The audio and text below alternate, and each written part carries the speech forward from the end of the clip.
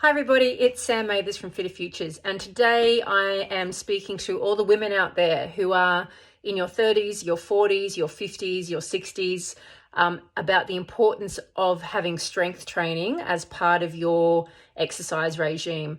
I'm saying this not because I'm a gym owner, I'm saying this because the science, the facts are telling us that we have to be doing this as part of our routine if we want to avoid a lot of the negative sides of aging that particularly affect women. And if we want to continue enjoying, being, athletic and active and all those sorts of things. This book here by Dr. Stacey Sims is called Raw. It's a brilliant resource for any females, any women who want to understand how they can continue to train well, and be active as they get older, without having to sort of accept that, things just don't work as well as they used to, or you're getting slower, or you're having, you're gaining weight, you don't know why, you're training flat, you don't know why. There's a lot of answers in this book, and I would highly recommend it. So let's talk about strength training. So just some cold hard facts. At around the age of 30, women start to lose muscle density. So we lose that lean muscle at the rate of about 3% per decade, between the ages of 30 to 80. Our strength also declines 30% between the ages of 50 and 70. And after that, it takes a massive nosedive. Okay, so they're just biological facts around sort of what happens with our lean muscle and our strength. We lose more muscle than men do, and that's got everything to do with our hormones and how they're different to the way hormones in males work. It's hard for us to make muscle, but it's not impossible. We can do it through the right kind of training. It just means we have to train hard. Unfortunately, it doesn't matter how much cardio you're doing, all the cardio in the world is not going to give you the strength that you need down the track. There's research on women, particularly past the age of 40, that's shown that even high levels of aerobic activity don't translate into any meaningful changes in lean body mass. You actually have to do some specific strength training.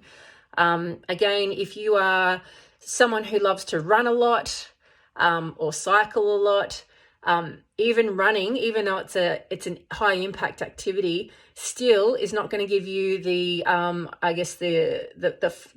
the forces and the changes that we need on your skeletal system to build the strength we need. You actually need multi-directional forces to be able to strengthen the bones in the way that we need them to be strong. So the only solution is to do strength training. So what kind of strength training? I'm not talking about picking really light weights that you can do, 20, 30, 50 reps for. We're talking about lifting weight that feels quite heavy, that's quite difficult for you to do maybe 10 reps. Like you might be able to get to about 10, but that's about it. You may not actually have any weight in your hand to do that. Think about a push-up, for example. I think a lot of women would find it difficult to do 10 push-ups, but so I'm not saying that you have to go out there and throw around heavy barbells, but the kind of resistance training you're looking for is where you get to about 10 reps, whatever movement it is, and that's about as much as you can do. Obviously, this comes with the caveat that you need to be moving with good technique so you're not going to get injured, all right? And that's where a good coach can help you, or a good trainer, to make sure that you are doing things safely. You need to be lifting or to be doing resistance training that feels hard in lots of different planes of movement. So that's where you need a bit of variety. 2 to 3 times a week. So three times a week would be ideal, but even twice a week, you will see the benefits of that.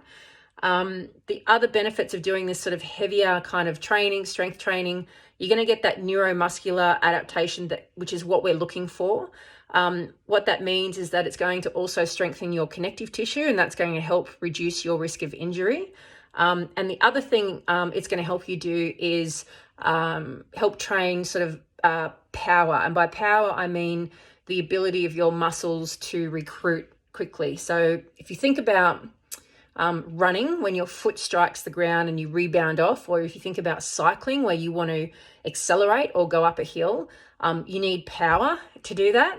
Now, as you get older, you might think, oh, I'm losing power just because I'm getting old. Well, yeah, actually that is a factor. Our body struggles to produce power at the same rate as we age, but the good news is we can address that through training, through the right kind of strength training. So lots of benefits to doing the strength training. It slows that rate of losing that lean muscle. It's going to slow the rate at which you lose strength. It's going to help slow that rate at which you lose power. It's going to help strengthen the connective tissue, which is going to help reduce risk of injury. And it's going to help, help slow the rate at which we lose our bone density. So it is going to help us have stronger bones, which is going to, down the track, we're definitely going to need that, and we'll be at lower risk of other diseases like osteoporosis. So if you're not doing strength training now as part of your regime, and you're a woman in your 30s, 40s, 50s or above, you really, really need to look at how do you get that into your routine for your long-term well-being. And if you are someone who loves running, or who loves swimming, or who loves cycling, or loves doing triathlons, or whatever it is, if you love those activities and you want to be able to do them for as long as possible, then you have to get strength training into your maintenance routine. If you have any other questions, feel free to reach out to us at Fitter Futures. We love talking about this sort of thing because we really get it. We really understand, how women respond differently to training, and how hormones affect that, and how do we work with it. This book, awesome book. You can get it from most bookstores or also on Booktopia and Amazon. Highly recommend it as a reference resource. And we'd love to help you. If you're someone who is looking for that help in that, to sort of get started with strength training, reach out. We can definitely help you with that. Thanks.